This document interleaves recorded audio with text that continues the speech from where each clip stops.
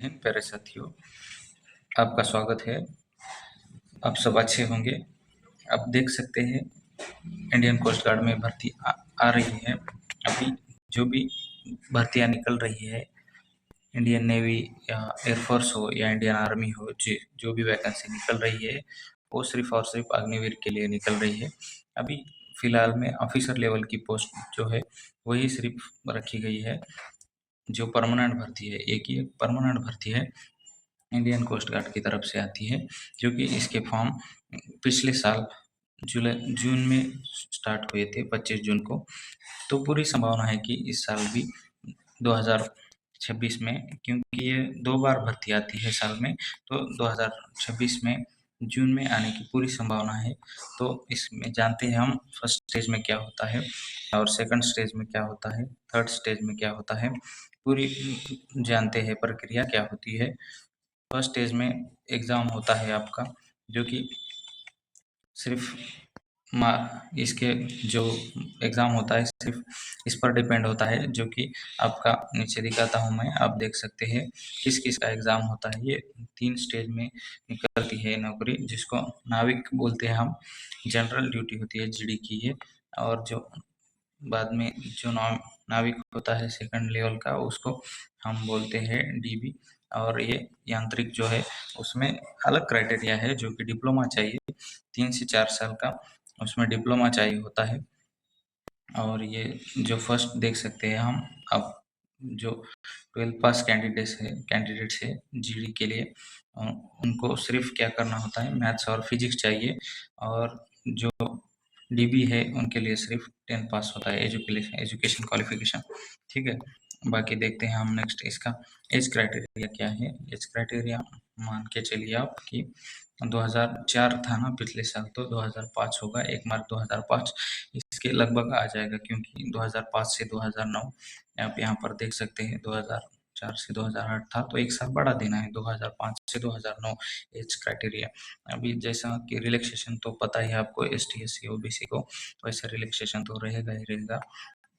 बाकी नहीं, चलते हैं हम नेक्स्ट स्टेज के ऊपर, जो कि आपका एग्ज़ाम डिसाइड होता है किस पोस्ट के लिए कितने एग्ज़ाम देने होते हैं, सिलेक्शन कितने एग्ज़ाम पर होता है। जो कि नाविक के लिए एक ही एग्ज़ाम होता है, जिसका एग्ज़ाम पैटर्न हम देखते हैं क्या होता है। जो कि फर्स्ट जो है जीडी के लिए, उनके लिए 2 एग्ज़ाम है, और जो भी नेक्स्ट है सेकंड लेवल, सेकंड का जो भी यहाँ पर देख सकते हैं डीबी के लिए एक ही एग्ज़ाम रहता है। डीबी के लिए देख सकते हैं आप यहाँ पर क्या सब्जेक्ट है, मैथ, साइंस और English, reasoning and GK. Math आता है 20 क्वेश्चन का, वही सिंपल इंटरेस्ट एलसीएम एचसीएफ, वही मैथ्स आता है।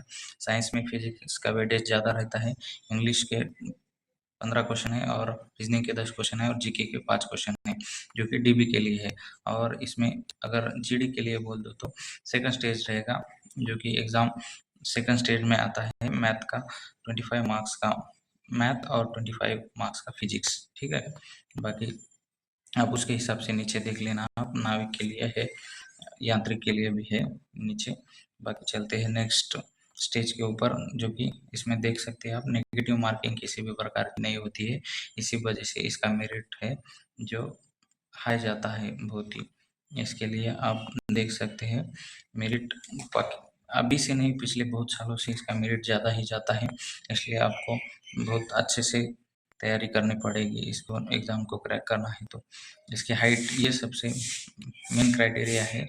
जिन भी बच्चों की हाइट कम है उसके लिए ये क्वालिफिकेशन बहुत ही बढ़िया है, क्योंकि जो भी बच्चे हाइट कम है और सेना में भर्ती होना चाहते हैं उनके लिए बहुत ही बढ़िया अपॉर्चुनिटी है। इस अपॉर्चुनिटी को जाने मत देना, क्योंकि हाइट कम बहुत ही ऐसे जो है अभी फोर्सेस में कम ही हाइट वाले बच्चे ज़्यादातर नहीं है, क्योंकि रेलवे में एक हाइट कम का क्राइटेरिया है, और यहाँ पे कोस्ट गार्ड में, बाकी तो सब में 170 हाइट ही चलती है।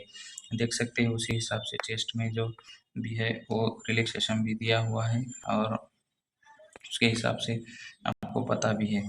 ठीक है, बाकी चलते हैं नेक्स्ट स्टेज टू के पहले आपको मैं बता दूं, क्योंकि स्टेज 2 में जो होता है वो आपको स्टेज 2 की अभी से इसका इंतज़ार नहीं करना चाहिए, क्योंकि स्टेज फर्स्ट क्लियर करने के बाद ही स्टेज 2 के बारे में सोचना चाहिए, क्योंकि स्टेज 2 में भी बच्चों का जो भी है वो रिटन एग्ज़ाम भी होता है।